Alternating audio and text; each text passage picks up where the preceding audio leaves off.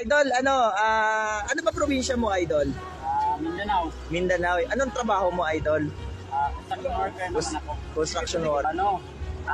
Tips ko lang sa inyo, no? So, kung nakita niyo yung business na to, o di nyo pa nakita yung business na to, mas maganda kung mag-alamin yung negosyo. Kasi ako, construction worker lang po ako. Pero dahil ito sa business, sobrang pasalamat ko pala kay Lord na pwede mo ang daming tao sa mundo, pero isa ako sa mga napakitaan ng opportunity. Grabe, no? Kasi kung hindi ako napakitaan ng opportunity na to, diba? Kung hindi ako nag-desisyon na sumubok dito sa negosyo na to, hindi ako naglakas loob na mag-try dito, sure ako, nasa trabaho pa rin ako ngayon nagkakama. Matagal ako nag-social worker, diba? Mga bata pa, nag-labor na ako. So, buti kahit 7 months, ginawa ko yung negosyo, no? Sinubukan ko siya, 7 months, nabili ko yung first car ko na Honda City naman. Grabe. Tapos yun, pangalawa kong coach ko naman is Montero Sports naman. Grabe. Ibig sabihin, pangalawa mo na to? Yes. Grabe, no? Nang dahil lang yan sa ano? Dahil lang yung sistema namin ng business na to. Yun, no? Idol, salamat, ha? Yes. Para salamat.